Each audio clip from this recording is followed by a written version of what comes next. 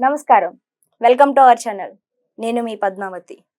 వాస్తు సామ్రాట్, వాస్తు విభూషణ్ కాటిగర్ హరి గారు, వాస్తు పండితులు. ఈరోజు ఆయన మన స్టూడియోలో ఉన్నారు. ఆయనతో మాట్లాడి తెలుసుకునే ప్రయత్నం చేద్దాం. చూసేసేయండి. నమస్కారం గురువు గారు. సార్, యాక్చువల్గా ఆయాది గణితం అని అంటారు, అంటే ఆయం అందరికీ అర్థమయ్యే భాషలో. ఇంటిని నిర్మించేటప్పుడు కొన్ని లెక్కలు వేసి ఆ గణితంలోనే ఇంటిని నిర్మించాలి అంటారు. మరి ఇంటిని నిర్మించేటప్పుడు ఇన్ని లెక్కలు వేసేటప్పుడు అంటే ఇంటి పెద్ద ఎవరైతే ఉంటారో వాళ్ళ నక్షత్రం కానీ లేకుంటే జన్మస్థానాలు కానీ లెక్క వేసి వీటిని లెక్కల్లోకి తీసుకొని వేసి చెప్తారా, లేకుంటే అసలు ఏంటి గణితం దేన్ని బట్టి చెప్తారు? సో ఒక ఎగ్జాంపుల్ గా మాట్లాడితే ఫస్ట్ మీకు అర్థం కావడానికి ఒక మాట చెప్తాను. ఒక అబ్బాయికి అమ్మాయికి మ్యాచింగ్ చేస్తారు కదా జనరల్ గా. అవును. అలాంటి మ్యాచ్ చేసేటప్పుడు ఇద్దరికి సంబంధించిన జాతకాలు తీసుకుంటాం కదండి. మరి ఎందుకు అంటారు జనరల్ గా? ఎందుకంటే ఇద్దరు జీవితాంతం కలిసి ఉండాలి కాబట్టి, ఇద్దరిలో ఏమున్నాయో జాతకంలో తెలుస్తుంది కాబట్టి. రైట్. నేను ఇప్పుడు అది కూడా మీకు ప్రశ్నిస్తాను. చాలా మంది రెండు క్యాలిక్యులేషన్స్ చూసి బాగుంది, గుణాలు గాని గణాలు గాని బాగున్నాయి, 36కి ఒక 20-25 వచ్చినాయి, బాగుంది అని పెళ్లి చేసేస్తాను. అవి కూడా ఫెయిల్ అవుతాయి. అవును. బట్ ఈ కాలంలో ఇన్డెప్త్ కి పోయి మొత్తం ఇదంతా పరిశీలించి చెప్పే వాళ్ళు చాలా అరుదు. ఎందుకంటే పంతుల పరిస్థితి కూడా ఎట్లయిపోయిందంటే ఏదో 50-100 రూపాయలు ఇచ్చే కాడికి మేము అంతసేపు ఏడ కూర్చుంటాం అనే కాడికి అయిపోయింది. నిజమే, వాళ్ళది కూడా 100%. నిజంగా వీళ్ళిద్దరి జాతకాలన్నీ తీసుకొని ఒక మినిమం కనీసం 1000-1500 రూపాయలు వాళ్ళకి ఇస్తే ఒక 1 day 2 days టైం తీసుకొని టోటల్ పరిశీలించి వీళ్ళ భవిష్యత్తు ఈ ఇద్దరు కలవడం వల్ల ఎట్లుంటది వాళ్ళు డిసైడ్ చేస్తారు, చెప్పేస్తారు వాళ్ళు. ఇది వద్దంటే ఇంకోటి, జస్ట్ బాగుందా లేదా. ఇప్పుడు ఎగ్జాంపుల్ నేను చెప్తాను. మీరు రోడ్డు మీద వెళ్తూ ఉన్నారు, ఫుల్ ఆకలి ఉంది, చెడు ఫుడ్ అక్కడ పక్కన ఉంది, ఇంకొక 20 నిమిషాలు అయితే మంచి ఫుడ్ దొరుకుతుంది. ఈ ఆకలికి తట్టుకోలేకపోతే మీకు ఏమవుతుంది? చెడు ఫుడ్ తినాలి మీరు. ఒక్క 20 నిమిషాలు ఉపయోగింటే మంచి ఫుడ్ వస్తుంది. ఈ కాలంలో పెళ్లి సంబంధాలు ఎట్లయిపోయినాయి అంటే, ఇప్పుడు ఈ అమ్మాయి దొరకకపోతే అది కూడా దొరకదురా బాబు, నీకు పెళ్ళే కాకపోవచ్చు, ఇంకా దొరికేది కష్టం ఉంది అన్నప్పుడు ఏం చేస్తాం? సరే ఏదో ఒకటి చేసుకుందాంలే అన్నట్టు అయిపోతుంది కదా.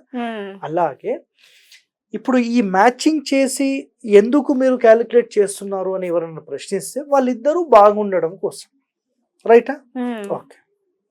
మీరు ఒక ఇంటి నిర్మాణం చేస్తున్నారు. ఈ ప్రతి ఒక్క వస్తువుకి ఒక ప్రాణం ఉంటుందని తెలుసా మీకు? ఉంటుందా? రైట్. ఒక ఇంటి నిర్మాణానికి కూడా ఒక సోల్ ఎనర్జీ, ఒక ప్రాణం అనేది ఉంటుంది. క్లియరా?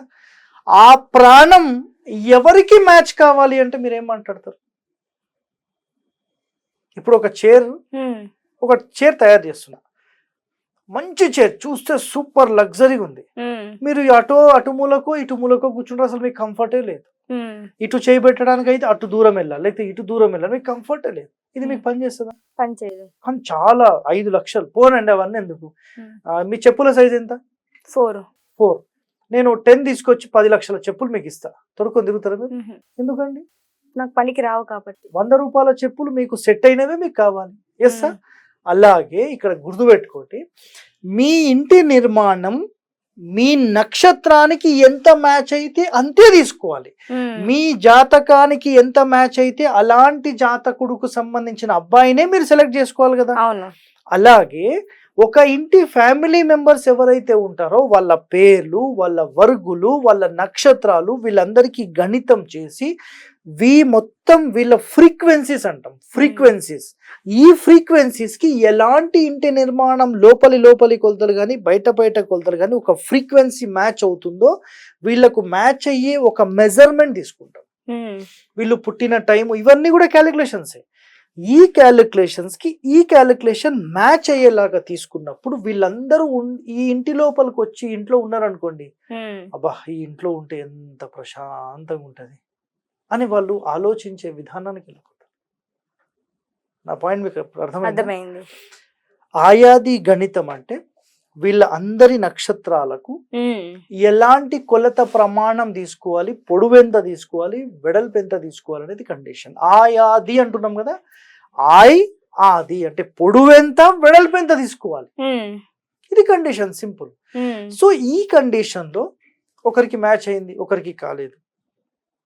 ఇంకొకరికి తీసుకున్నప్పుడు ఇంకొకరికి మ్యాచ్ అయింది, ఇంకోటి కాలేదు. ఈ నలుగురికి కరెక్ట్గా మ్యాచ్ అయిన ఏ కొలత ప్రమాణం అయితే ఉంటుందో ఆ కొలత ప్రమాణంలోనే తీసుకోవాలి. మీకు ఒక 30 అడుగులు ఉంది, పొడవేమో 50 అడుగులు ఉంది. మీకు రిక్వైర్మెంట్ 28 దాకా తీసుకొని ఒక్కొక్క అడుగు వదులుదామని మీరు అనుకుంటున్నారు, కానీ మీకు మ్యాచ్ కావట్లేదు అక్కడ. అప్పుడు ఏం చేయాలి? మీకు మ్యాచ్ కానప్పుడు మీకు మ్యాచింగ్ ఎంతైతే వస్తుందో మీకు 26 మ్యాచ్ అవుతుంది. సో మీరు 26 తీసుకోవాలి. 28 ఎట్లా తీసుకుంటారు? మీరు తీసుకోలేము. సో నేను 26 అంటాను, మీరు అప్పుడు ఏమంటారు? సార్ మాకు 26 అయితే సరిపోదు, మాకు 28 కావాలి. నేనేం చేయలేను. ఇప్పుడు మంచి భర్త కావాలన్నా, ఓ ₹1,00,000 సంపాదించే భర్త కావాలన్నా అంటే మంచి భర్త కావాలి, కానీ ₹1,00,000 కావాలంటారు అందరూ.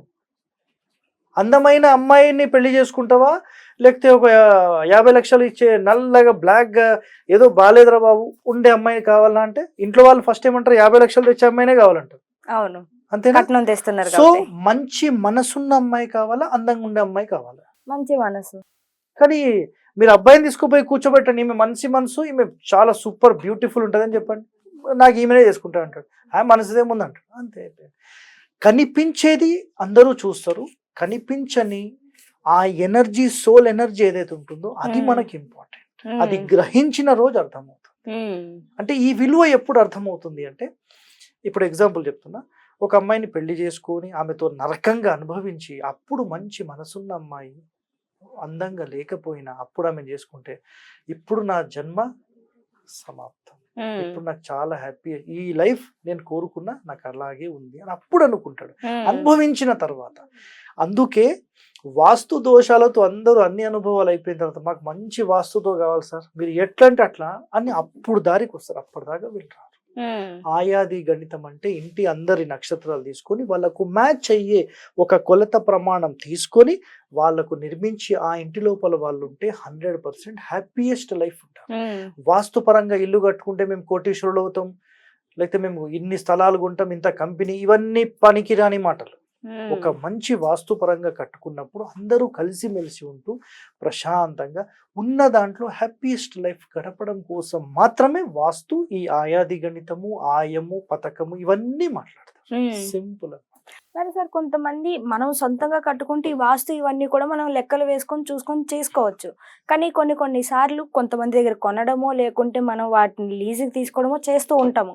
మరి అలాంటప్పుడు ఎలా దీన్ని మనం హ్యాండిల్ చేయగలుగుతామంటారు? ఏం లేదు, అది ప్రాపర్ గా మ్యాచ్ లేదు, మ్యాచింగ్ లేనట్టే అక్కడ. సింపుల్ అంతే. ఇల్లు చూసి అట్లీస్ట్ ఏదైనా ఒకటి సెట్ చేయాలి.